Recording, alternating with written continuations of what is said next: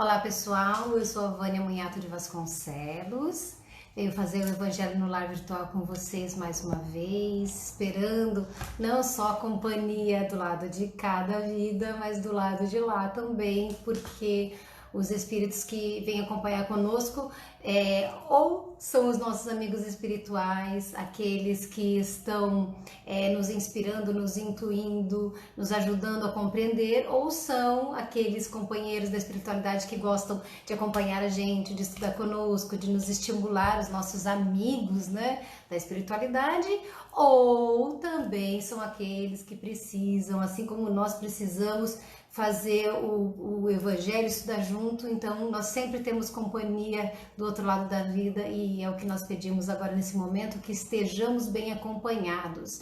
E para que essa companhia seja realmente boa, realmente inspiradora, nós faremos a nossa prece inicial, pedindo a Deus, é óbvio, é claro, a sua presença amiga, através dos bons espíritos, através de Jesus, para que nós possamos estudar nessa noite. Antes de fazer a prece, quero só informar, né, que eu estou fazendo, para quem chegou depois, aquela história que eu já contei para vocês, que estou fazendo o estudo sistematizado.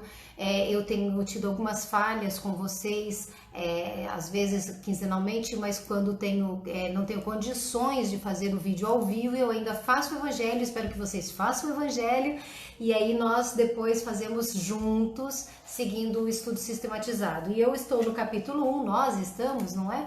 No capítulo 1 do Evangelho, que é Eu Não Vim Destruir a Lei. Já falamos sobre Moisés, já falamos sobre o Cristo, já conversamos sobre o Espiritismo, que seriam as 3 revelações dentro de Não Vim Destruir a Lei, e depois falamos sobre a aliança da ciência e da religião, e hoje nós falaremos das instruções dos Espíritos. Normalmente nos finais dos capítulos do Evangelho tem instruções dos Espíritos, são mensagens que vêm especificamente comentando sobre o teor do que foi estudado anteriormente.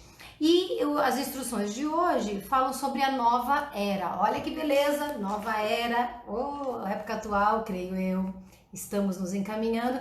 Só que é o seguinte, tem o item 9, tem o item 10 e tem o item 11. E após o item 11, ainda vai falar um trecho com uma nota explicando sobre Santo Agostinho, que vai ser mencionado antes. Então, para não ficar muito comprido, eu pretendo falar hoje só sobre o item 9, tá?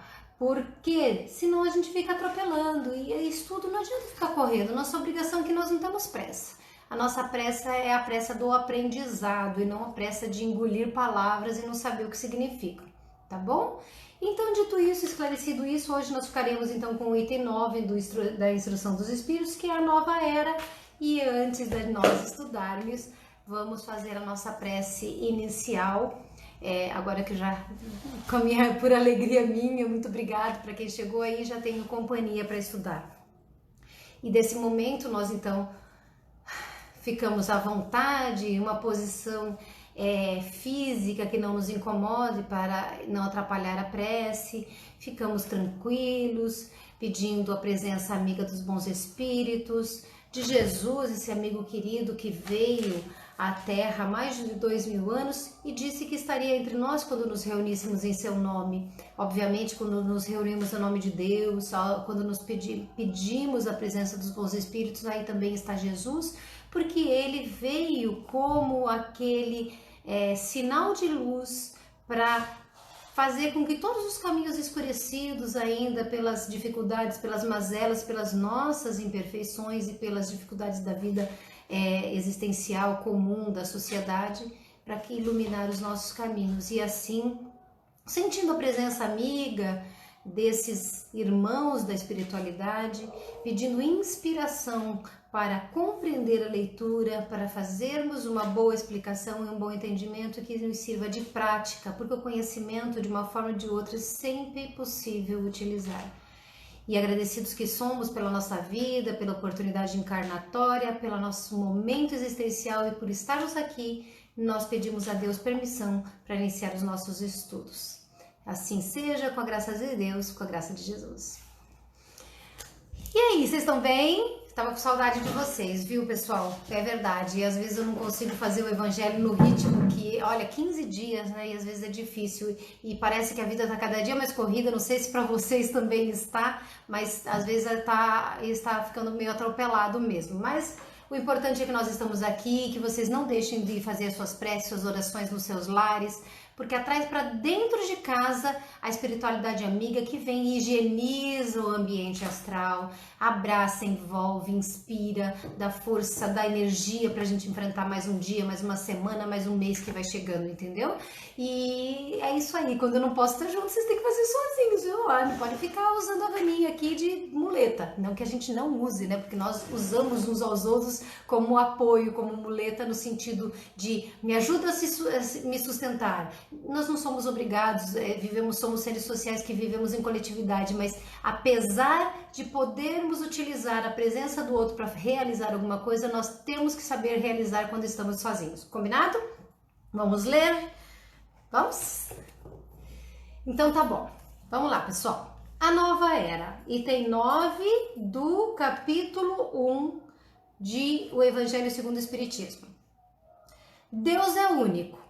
E Moisés, o Espírito que Deus enviou em missão para o fazer conhecer, não somente aos hebreus, mas ainda aos povos pagãos. Lembrando, para quem não acompanhou, para quem acompanhou e quer rememorar, que o primeiro item desse capítulo nós estávamos falando exatamente sobre Moisés, que foi quem trouxe a ideia de Deus único para o povo hebreu, para os judeus. E quando ele diz para trazer aos pagãos, os que não acreditavam no Deus único. Então ele traz a ideia de Deus único para o povo hebreu. Então Moisés vem, aqui está dizendo, como o Espírito que foi enviado para fazer este trabalho. Esta era uma missão dele. Quer dizer que ele era um espírito superior, puro, que nem Jesus? Não necessariamente. Ao contrário, ele era provavelmente um espírito rústico, porque ele vivia entre homens rústicos, de almas rústicas, mas veio preparado com este conhecimento para dar essa informação que nós necessitávamos tanto. O povo hebreu foi o instrumento de que Deus se serviu para fazer a sua revelação por Moisés e pelos profetas, e as vicissitudes desse povo eram destinadas a impressionar os olhos e fazer cair o véu que escondia a divindade aos homens. Lembrando que o povo hebreu saiu lá do Egito, ficou 40 anos andando através do deserto, até chegar na Terra Prometida. Tudo isso foi prometido literalmente, foram profecias que aconteceram. Lembrando que hoje a gente entende que profecias são situações futuras que podem ou não acontecer, e a tendência é que elas aconteçam se nada modificar aquele caminho. Então, quando acontece uma profecia que alguém diz assim, vai acontecer uma coisa negativa, ou é para você se preparar, ou é para você modificar aquele caminho. E existem N profecias negativas para esta época do mundo, inclusive de destruição material mesmo, né? Não fim do mundo no sentido literal, mas fim do mundo como nós conhecemos. Quer dizer o quê? Que se nós tivéssemos continuado caminhando da mesma forma lá do passado até hoje, no mesmo sentido em que foi previsto que faríamos, que estamos fazendo, nós acabaríamos numa situação bem mais difícil do que estamos hoje. Mas não se desanimem, porque nós mudamos de rota em algum momento, eu tenho absoluta certeza disso, porque a situação que muita gente acha que está ruim era para estar bem pior. Então é como se o profeta estivesse no alto de uma montanha, olhando as pessoas caminhando numa estrada, ele vê a estrada ao longe e ele diz, puxa, nesta direção eles vão acabar naquela ponte que ruiu e eles vão cair no rio que é caudaloso e vai todo mundo morrer afogado. Se as pessoas no meio do caminho dizem assim, puxa, eu não quero ir mais nessa direção, eu fui alertado que tem um problema na ponte, ele vai virar para um outro caminho. E aí, ao virar para o caminho, a profecia não acontece. porque nós modificamos. É importante dizer isso, para que a gente não se deixe levar para aquilo que é negativo, mas que nós saibamos que os alertas negativos servem para que a gente transforme em oportunidades e possibilidades positivas na nossa vida. Tá bem? Então, voltando aqui, Moisés veio, os profetas vieram, fizeram profecias, eles já vinham de uma profecia anterior, e todo o sofrimento do povo hebreu lá naqueles 40 anos do deserto, depois de serem escravos do povo egípcio, e aí com tudo que vivenciaram, isso despertou a atenção, tanto que se conhece a história de Moisés até hoje. Não que seja perfeita como nós conhecemos, exatamente como nós conhecemos tenha sido, mas que nós não deixamos no esquecimento. E aí isso chamou a atenção. Por que esse povo sofre tanto, passa tanta dificuldade e ainda assim acredita num Deus só, Deus único? Por quê? E aí começa a chamar a atenção. Os mandamentos de Deus dados por Moisés, lembrando que também comentei que Moisés fez os 10 mandamentos, mas além dos 10 mandamentos, lá no Deuteronômio tem vários outros regramentos que eram leis civis, muitas inclusive parecidos com o Código de Hammurabi, que eram civis, eram legais, eram as leis da época. Mas os 10 mandamentos que Jesus chegou e resumiu em 2, amar a Deus sobre todas as coisas e ao próximo como a nós mesmos, eles são de origem divina, porque é o que é certo, o que é moral, o que é espiritualmente falando correto a se fazer. E aí eles trazem esses mandamentos, diz aqui no texto, trazem o germe, percebam, da mais ampla moral cristã. Não, Moisés não conhecia Jesus, Jesus não estava lá, mas ele, se não me engano, foi 700 anos antes que que Moisés vivenciou a época antes de Jesus, mas aí mesmo assim era o germe da moral cristã que depois Jesus viria para fazer crescer, evoluir. E aí os comentários da Bíblia lhe limitavam o sentido. Por quê? Porque a Bíblia era interpretada com os olhos dos antigos, não enxergavam com uma profundidade como hoje somos capazes de enxergar, de interpretar. Por quê? Diz o Evangelho. Postos em prática em toda a sua pureza, ele não teria sido então compreendido.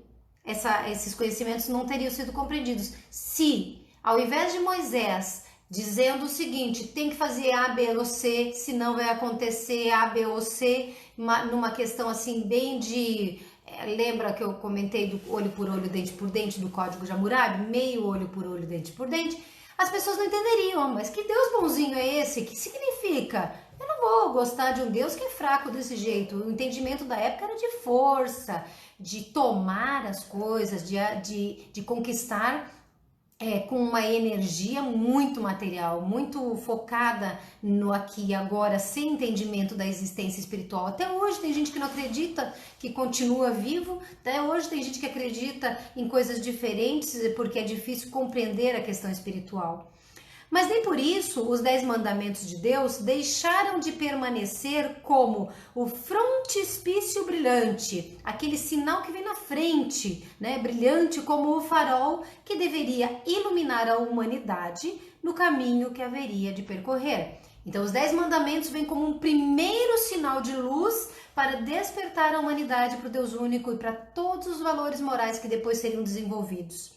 E aí o Evangelho continua dizendo, a moral ensinada por Moisés, que eu acabei de dar uma pincelada, era apropriada ao estado de adiantamento no qual se encontravam os povos que ela foi chamada a regenerar. Então, Moisés veio exatamente como deveria ter vindo e fez e falou aquilo que deveria ter feito e falado.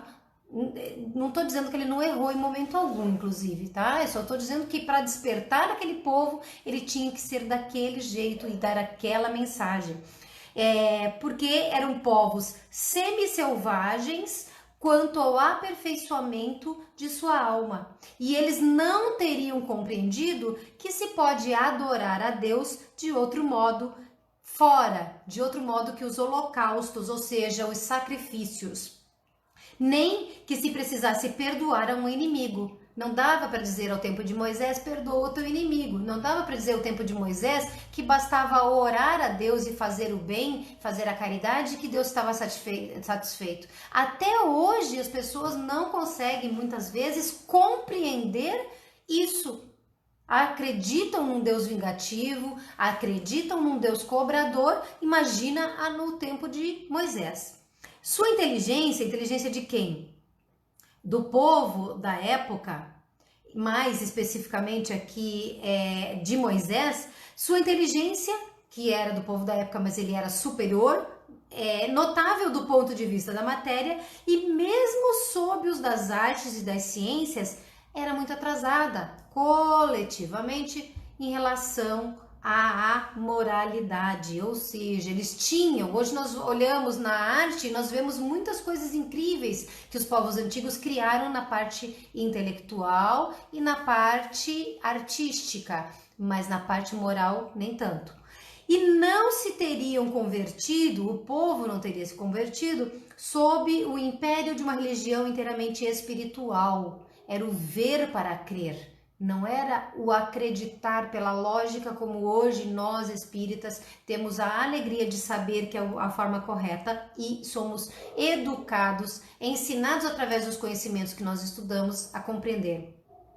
Era-lhes preciso uma representação semi-material, ou seja, tinha um caráter espiritual, mas ainda era material, tal qual lhe oferecia a religião hebraica. Então a religião hebraica tinha aspectos espirituais, falava do Deus único, mas ao mesmo tempo falava de sacrifício para agradar a Deus.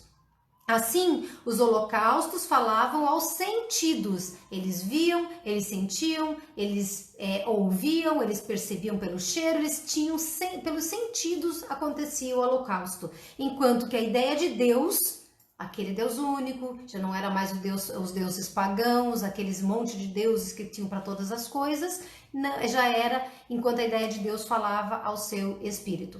Eu estou preferindo fazer assim, pedacinhos explicando, eu espero que desta forma não fique confuso para ninguém, porque eu acredito que é melhor a gente já ir puxando o vínculo, mas vejam, essa explicação é a forma como eu me comunico com vocês e como eu interpreto de acordo com meu estudo, minha experiência, as minhas atividades dentro da doutrina espírita, mas vocês, o ideal, ok?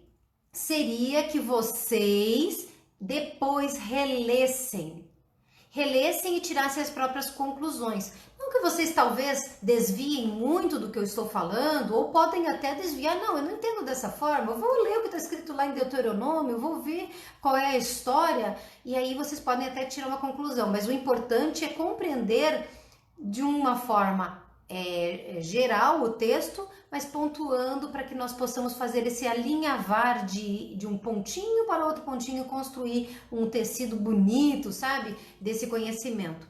Continuando, o Cristo, aí ele cessa, o Evangelho cessa de falar de Moisés, tocar de novo no ponto de Moisés, nessa nova era, nessa instrução dos Espíritos, e começa a falar de Jesus. O Cristo foi o iniciador, obrigada Clécio, o iniciador da moral mais pura e mais sublime. Então, tempos depois vem Jesus e ele começa trabalhando justamente no que Moisés deixou. Era o povo hebreu, o povo judeu, que tinha esse conhecimento do Deus único, mas com todos aqueles detalhes dos povos semimateriais, dessa noção semimaterial da fé. E aí Jesus vem e inicia uma moral mais pura e mais sublime, que é a moral evangélico-cristã. E esta é que deve renovar o mundo, diz o Evangelho, aproximar os homens e torná-los irmãos. Jesus fez de tudo, ensinou, mostrou, deu a sua própria vida por isso, de que nós éramos irmãos e tínhamos que nos ajudar, nos amar, nos respeitar uns aos outros. E que deve fazer jorrar de todos os corações humanos a caridade e o amor ao próximo. E criar entre todos os homens uma solidariedade comum, de uma moral, enfim, que deve transformar a terra e dele fazer uma morada para os espíritos superiores àqueles que habitam hoje. É a lei do progresso à qual a natureza está submetida que se cumpre, e o espiritismo é a alavanca da qual Deus se serve para fazer avançar a humanidade.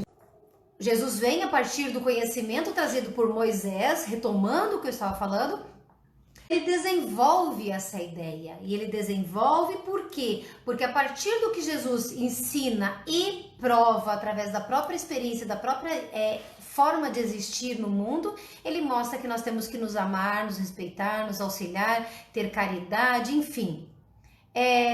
Com tudo isso, ele vai trazendo, Jesus dá um up, né? Faz um salto de progresso nessa crença em Deus. E aí esse parágrafo que eu acabei de ler para vocês antes dessa pausa aqui da internet, dizendo o seguinte: aí vem o espiritismo e vem de novo uma nova fase de progresso. O que nos faz entender até que no futuro, não sei quando, pode vir um novo levantar de progresso dessa humanidade, da nossa humanidade. Por quê?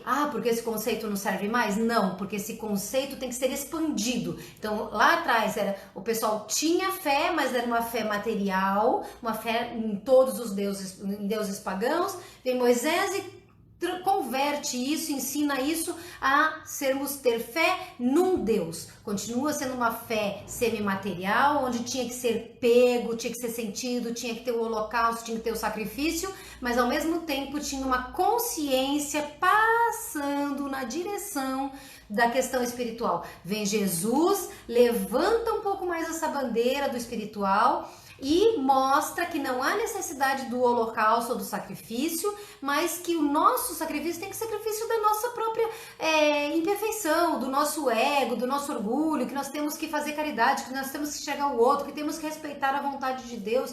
E ele vem trazendo isso até que chega o espiritismo, que é o que vai entrando aqui, com uma ampliação da mensagem de Jesus. Portanto, o espiritismo desenvolve mais um pouco a ideia que Jesus implantou. Ele não conta novidade. Até mesmo a reencarnação não é novidade em relação ao Cristo, apesar de certas religiões e certos profitentes de religiões entenderem que ela não existe, que é uma loucura. Mas dentro da própria Bíblia não se excluíram todas as passagens que indicam a reencarnação, que é conhecimento muito antigo, principalmente dos orientais, que são os povos mais antigos que nós conhecemos. E, por exemplo, a passagem em que se fala que é preciso nascer de novo da água e do espírito. E quando o doutor da lei pergunta a Jesus: mas eu tenho que voltar ao útero da minha mãe? Como farei isso? E Jesus disse: mas se você é doutor da lei e não sabe, como é que você quer saber outras coisas mais importantes? Não é bem essa, a passagem não tem essas palavras literalmente, nós estudaremos isso no futuro, mas é exatamente isso que diz. Então Jesus, se ele diz: eu tenho que voltar para o útero da minha mãe, Jesus diz: você tá maluco? Como é que você vai voltar para a barriga da sua mãe? Não é assim que funciona, não. Eu tô falando, nascer de novo de outra forma. Não, Jesus disse: é preciso nascer da água e do Espírito. Lembrando que lá no capítulo 1 da Bíblia, lá na Gênesis, se diz que a água é o elemento criador. Da onde nascem os nossos filhos? Dentro da barriga da mulher, ele está mergulhado na água como símbolo do elemento criador, então tem total lógica. Continuando. São chegados os tempos. São chegados os tempos em que as ideias morais devem se desenvolver, não haverá mais bloqueio disso, tem que desenvolver para cumprir os progressos que estão nos desígnios de Deus. Elas devem seguir o mesmo caminho que as ideias de liberdade percorreram e delas eram precursoras. Veja, o Espiritismo nasceu depois de toda aquela revolução do pensamento e inclusive das questões do trabalho e da revolução. Veja, lá na França isso aconteceu. Então, tudo que estava acontecendo na França foi também uma porta de abertura, uma possibilidade do Espiritismo se desenvolver, porque se tivesse sido em outro lugar do mundo, talvez não tivesse acontecido como aconteceu. Tanto que o Espiritismo é forte no Brasil, na França nem tanto, mas existe centro espírita no mundo inteiro, mas é no Brasil que é forte. Por que não nasceu no Brasil? Nasceu na França? Porque lá é que havia possibilidade intelectual, liberdade para que o Espiritismo se desenvolvesse. E aí, mas não é preciso crer que esse desenvolvimento se fará sem lutas. Oh, meu Deus, mais luta, gente, mais luta. Que luta que é? Guerra mesmo? Vamos ver o que ele está dizendo aqui. Não, elas têm necessidade para atingir a maturidade de abalos e de discussões, a fim de que atraiam a atenção das massas. Então, às vezes, eu já vi amigos falando assim, eu não falo que eu sou espírita, eu digo que eu sou espírita kardecista. Cansei de contar isso pra vocês, né, de coisas parecidas. Kardecista, mas você fala kardecista? Não existe kardecismo, não está escrito na doutrina em lugar nenhum que é kardecismo. Por que é kardecismo? Porque lá antigamente, no começo da nossa história aqui no Brasil, o espiritismo tinha permissão de os seus adeptos se reunirem, regularizaram as casas espíritas, mas não regularizaram as da Umbanda, que nasceu em 1907, se eu não estou equivocada. E aí, o que aconteceu? O pessoal da Umbanda, cuja primeira manifestação conhecida aconteceu dentro da Federação Espírita de São Paulo, se não me engano. Gente, agora eu estou trocando se é São Paulo ou se é brasileiro, mas eu acho que é São Paulo. Depois eu vejo para vocês se alguém quiser saber.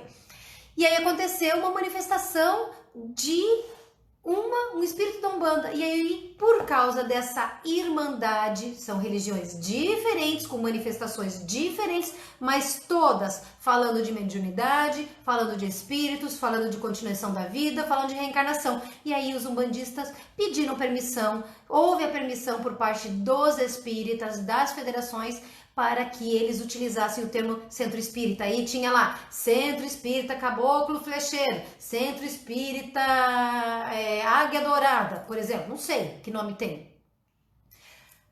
Só que não era centro espírita, era terreiro de Umbanda.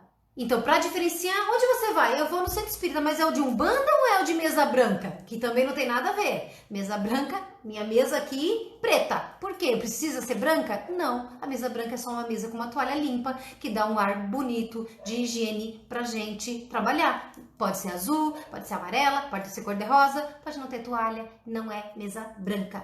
Então, espiritismo é espiritismo. E aí, por causa disso daqui, começa a pessoa que eu estou contando, por quê? Para fazer essa enrolação que eu fiz aqui, para dizer o seguinte, a pessoa diz assim, não, eu falo que eu sou kardecista, porque eu já cansei de explicar que é diferente de Umbanda, que eu não sou umbandista, então é centro espírita kardecista, é centro espírita de mesa branca. Tá errado, gente. Tá errado não só porque os termos estão equivocados, se tornaram populares, não posso dizer que são errados, porque dá para entender, mas o nome do espiritismo é espiritismo ou doutrina espírita. E aí você tem que explicar. Aí a outra pessoa vai discutir com você. Não, mas tá errado, não é assim. Vocês podem discordar do que eu estou dizendo, inclusive, mas é assim. Me ache, quem discorda de mim, me ache dentro da codificação onde está escrito que é um centro espírita kardecista ou que doutrina espírita se chama kardecismo e eu fico quietinha, não tem problema.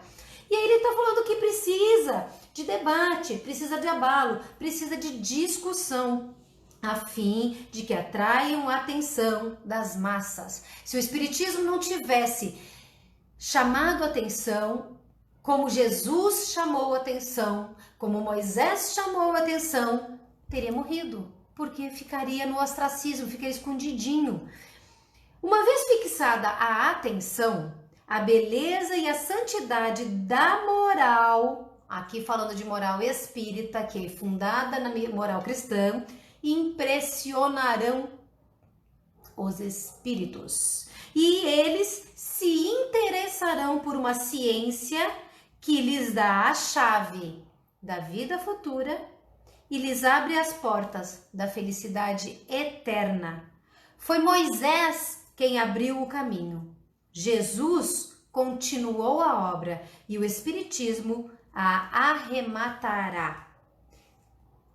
Este é o item 9. Não vou continuar, porque realmente não daria tempo.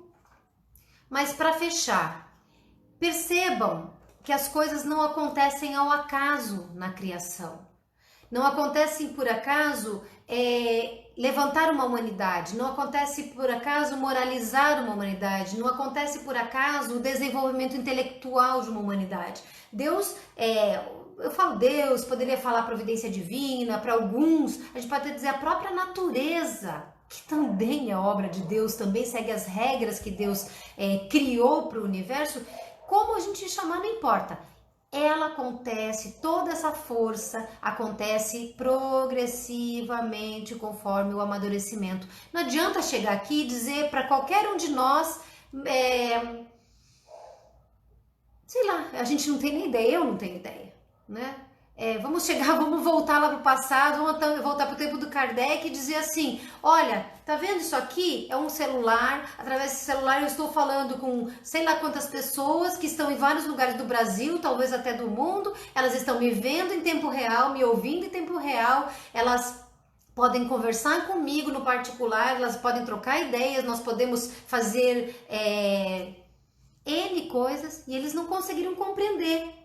A gente não sabe o que nos espera para o futuro, mas por isso que tem o tempo de todas as coisas. Amadurece para compreender o Deus único. Vem Moisés e ensina o Deus único. Amadurece para compreender que esse Deus único, ele tem valores morais, não precisa de sacrifício para ter fé em Deus e para que Deus nos proteja, nos ame e nos ajude. Depois vem o Espiritismo, quando a gente amadurece um pouco mais, compreendendo o que é liberdade, compreendendo outros valores. E aí ele vem e diz, mais do que ser um ser humano, mais do que acreditar em Deus, mais do que ter isso que vocês já aprenderam, tem mais. A vida é imortal. Este corpo que morre, que perece, é só uma vestimenta. Depois disso tem muito mais. E você poderá voltar como um aluno que começa um outro ano na escola, aprendendo mais, desenvolvendo mais, e que você um dia será não só o receptor da proteção e dessas informações, mas também a pessoa que contribuirá ajudando outros que são um pouquinho mais novos nessa jornada terrestre, nesse desenvolvimento e que ainda não aprenderam tudo o que nós aprendemos, né? Deixa eu ver aqui, a Sônia falou aqui que acha do kardecismo, da palavra kardecismo, concordo que tem a opinião e pode ser mesmo, viu, Sônia? As pessoas usam por causa do Kardec, é claro que é, mas é para diferenciar dessa história, viu? Que eu contei para vocês muito por cima a respeito dos centros espíritas. Ainda existem terreiros que utilizam o nome de centro espírita e as pessoas antigamente tinham preconceito, e não só preconceito, era proibida a reunião. Mesmo os espíritas, o centro espírita que eu frequento aqui em Jundiaí, agora no mês de agosto, começo do mês de agosto é aniversário, 78 anos de vida. Sabe como eles se reuniam no centro espírita? Iam 3, depois iam 2, 10 minutos depois iam mais 2, depois iam mais 3, ninguém chegava junto não é que nem hoje que lota a frente da casa, não podia, porque o Brasil era um país com religião oficial, catolicismo. Ai daquele que falasse que era espírita, os padres perseguiam, a comunidade perseguia, e se o espiritismo era regulamentado, tinha condições de existir enquanto instituição e sofria isso, imagine o que acontecia com os umbandistas que não podiam se reunir. Então, o termo kardecista, o termo kardecismo, o termo centro espírita de mesa branca nasceu lá atrás para diferenciar do umbandista. E eu conheço, vocês devem conhecer, um umbandista que não fala que é umbandista. Ele fala que é espírita. E quando você diz em que centro você vai, ele fala, vou no terreiro tal. É verdade, existe isso. O que é isso, senão ainda o preconceito do passado que ficou e a pessoa nem pensa que é um preconceito, mas é nascido de um momento errado e é nossa obrigação como pessoas que conhecemos ou que estamos aprendendo esclarecer.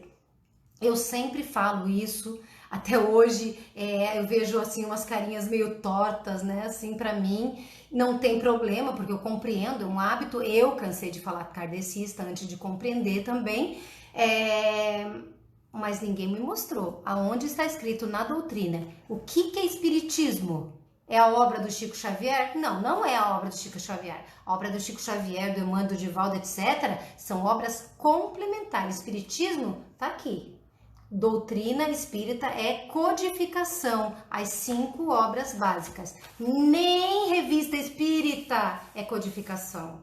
Nem obras póstumas é codificação. Tem gente que diz que é, mas não é. É o Pentateuco, são 5. Pentateuco.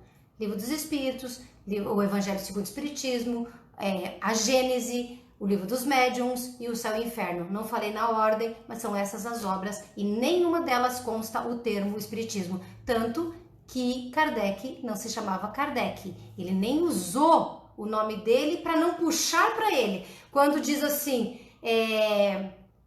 cristianismo, você está colocando em cima do Cristo o conhecimento. Ok. Agora, se você fala kardecismo, você está tirando dos espíritos, tirando de informações que vieram de fora da Terra, digamos assim, no plano material, e puxando para o homem que vestiu o nome Kardec. É muito importante pensar nisso. Quando a gente fala kardecismo, eu estou dizendo um homem chamado Kardec inventou essa doutrina. Quando eu falo espiritismo, eu digo um homem chamado Kardec codificou o conhecimento dado pelos espíritos que hoje nós estudamos e que tem o nome de doutrina espírita ou de espiritismo. Tudo bem? Vamos continuar então semana que vem? Ou não, daqui a 15 dias? Daqui a 15 dias eu volto para o mesmo capítulo 1, só que daí falarei do item 10 e vou tentar falar também do item 11 daqui a 15 dias, se Deus quiser. Eu agradeço, podem deixar os comentários, não precisam concordar comigo, minha obrigação aqui não é fazer ninguém se tornar espírita e nem concordar com a forma como eu falo, como eu penso, como eu divulgo. A importância nossa de estarmos estudando juntos é estudar juntos e cada um tirando a sua conclusão se torna melhor com esse conhecimento. Eu me tornei melhor estudando e compreendendo assim. Eu quero que vocês achem a forma que vocês vão utilizar a doutrina espírita para se tornar pessoas melhores. Com relação à nova era, a gente vai falar depois das outras 2 partes. É importante dizer, só tem nova era se tiver renovação, só tem renovação se tiver esforço transformador. E nós estamos num processo de transformação, tá bom? Vamos então encerrar, passei 10 minutinhos do horário, vocês me perdoem, mas o tema pede, né, muitas vezes, e tenho certeza que nenhum minuto desse passou à toa. Então, vamos imaginar esse momento, vamos tentar enxergar, melhor dizendo, com os nossos olhos espirituais, a presença dos bons espíritos ao nosso lado, a presença de Jesus ao nosso lado. Esse grupo de espíritos, Jesus aqui conosco, trazendo uma grande luz, uma grande energia. E todos nós vamos, espiritualmente, os que estão presentes, nós aqui materialmente, vamos imaginar a Terra. Hoje nós vamos imaginar a Terra como um todo. Vamos imaginar os seus mares, os seus rios, as suas florestas, as suas cidades, o campo, as montanhas, os vales. Vamos imaginar o nosso planeta azul, lindo, maravilhoso como ele é. E imaginando esse planeta, imaginando Jesus grandioso, tem até algumas imagens, assim, montagens da internet, com Jesus à volta do planeta. Nós imaginamos Jesus crescendo, envolvendo esse globo em que nós estamos, em que os animais estão, em que toda a humanidade, toda a obra, toda a natureza divina está. E é assim, nós pedimos paz, paz aos corações, harmonia, alegria, otimismo. Nós pedimos força, força para continuar lutando, coragem para viver mais um dia, mais outro dia, inteligência, inteligência para continuar desafiando os problemas e vencendo, sentimentos de amor, sentimentos de compreensão, de tolerância, de paciência para todos nós. Nós não precisamos ser iguais, nem pensar igual, mas nós precisamos nos amar, nos respeitar, nos tolerar, nos compreender. Que todo esse globo, com tudo aquilo, os bons e os maus, os saudáveis e os doentes, todas as diferenças envolvidas nesse grande amor, possam receber nesse instante daquilo que nós podemos dar, podemos contribuir. Da nossa parte, ainda é pouco, mas o meu pouco, o pouco de vocês, com o muito do Cristo e o muito de Deus, faz com que todos nesse instante sejam envolvidos por uma grande luz renovadora e que certamente vai ajudar a atrair este mundo para essa nova era prometida. Que Deus abençoe, que Jesus ilumine, que vocês fiquem bem, tenham uma semana maravilhosa, uma noite maravilhosa, que o seu anjo de guarda de cada um de vocês leve vocês para passear durante a sua noite de sono, o corpinho dormindo, o espírito passeando, e eles conversem com vocês, conversem comigo, para que nós continuemos firme e forte, porque nós temos uma obrigação, o conhecimento nos dá a obrigação da responsabilidade de agir no bem. Tá bem? Gente, brigadão, adorei ver que tem tanta gente aí e fiquei muito feliz de estar aqui com vocês de novo. Se Deus quiser, daqui a 15 dias a gente continua. Boa noite, fiquem com Deus.